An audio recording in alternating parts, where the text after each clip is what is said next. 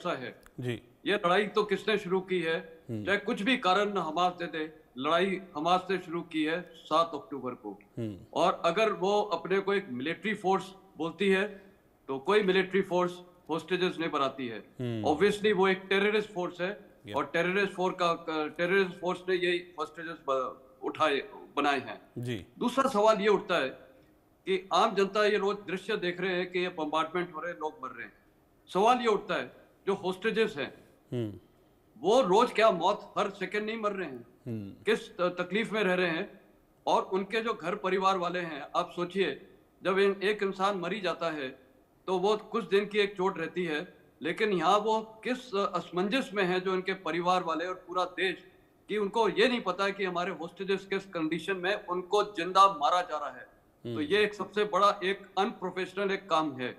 तो कोई भी इजरायली है और खासकर उनके जो प्राइम मिनिस्टर हैं, जो भी उन्होंने कार्रवाई की है, देखिए वो एक बोलते हैं ना, ये ट्रबल किसने इनवाइट किया? इनवाइट ट्रबल तो हमास ने किया है। जी। और क्यों किया? देखिए, आज हमारे प्रधानमंत्री का स्टेटमेंट देखिए, war is no solution for anything, it is dialogue diplomacy. मैं मानता हूं कि फिलिस्तीन और इजरायली के बीच में प्रॉब्लम्स हैं, लेकिन वो प्रॉब्लम्स भी किसने शुरू किए हैं? वो ईरान ने जो अपने ये सारे प्रॉक्सीज को रखा था, उनको तो एक ही डायरेक्टिव था, एक ही नैरेटिव था कि इजराइल को तो हमने दुनिया के नक्शे से उड़ाना है, उनको खत्म करना है। तो अगर उनका इंटेंट और इरादा ये है, तो फिर नेतन्याहू का इरादा क्या होगा? उनका भी इरादा बहुत क्लियर है कि हमास को जड़ से उखाड़ना है। और वही लड़ाई अभी वो लड़े हैं कि चाहे कुछ भी हो जाए। और इस अभी खासकर प्रेसिडेंट ट्रम्प जब से आए हैं, उन्होंने भी बोल दिया all hell will break loose. तो उसमें कोई डाउट नहीं है। मैं अगर हमास की तरफ, पैलेस्टीनियन की तरफ से देखूं, आज जो पैलेस्टीनियन सिविलियन मर रहे हैं, उसके जिम्मेदारी इजराइल की नहीं है, उसकी जिम्मेदारी हमास की है।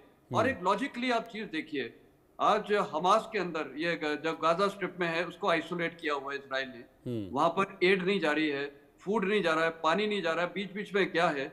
आप दृश्य देखिए, हमास बिल्कुल सॉलिड, जितने भी अभी ये होस्टेज रिलीज हुए हैं, कितने सॉलिड वो खड़े हुए थे। वहाँ की सिविलियंस को आप देखिए, अगर किसी को खाना पाना नहीं मिलता, खाना पानी नहीं मिलता है, वो उसकी हालत खराब हो जाती है। यहाँ पर जितने भी होस्टेज रेस्क्यू हो रहे हैं, ये जो रबल वगैरह खोदते हैं ये लोग, सब फिट हैं। तो कहने का मतलब है, ये हमास ने जो ऑपरेशन किया था 7 अक्टूबर को, इन्होंने अपनी सब कुछ, मैं बोल रहा हूँ प्रोफेशनल मिलिट्री से भी बेहतर, इन्होंने अपनी लॉजिस्टिक्स को कायम रखा है और इसीलिए आज वो सर्वाइव कर रहे हैं बढ़िया। कोई वहां पर किसी को आप खाना पानी ये इतने दिन के लिए नहीं जो, वो तो वैसे ही मर जाएगा, उसकी हालत वो चलेगा नहीं। यहाँ तो सब फिट हैं, चाहे वो औरतें हो चाहे बच्चे हो। आप देखिए जितने भी दृश्य दिखते हैं, तो ये वेल स्टॉक थे और आज भी वो वेल स्टॉक्ड है। और आज ही आपको पता है, हमास ने रॉकेट फायर किया इनके ऊपर। तो क्या इजरायली क्या करेगा? तो इजराइल प्राइम मिनिस्टर का बहुत क्लियर एम है कि उन्होंने हमास का खात्मा करना है।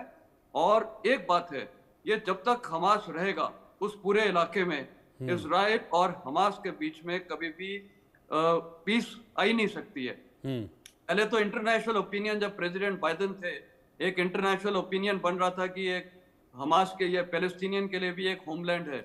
अब तो वो भी भूल गए। प्रेसिडेंट ट्रम्प का क्या स्टेटमेंट है कि गाजा को तो हम एक रिवेरिया बना देंगे, वहां पर तो हम इतना वो उसको बढ़िया बना देंगे। तो कहने का मतलब है, एक जो ओपिनियन था अमेरिका में, एक एक स्टेट देना पैलेस्टीनियन के लिए, अब तो उसके ऊपर भी चर्चा नहीं हो रही है। तो इन्होंने अपने लोगों की दशा हमास ने खुद खराब की है, उसमें कोई शक और सवाल है ही नहीं।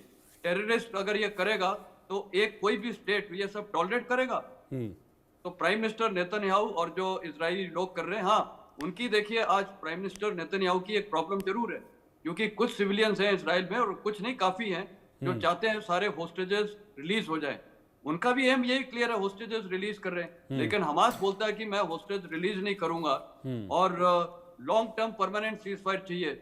तो ये तो फिर एक्सप्लॉइटेशन है।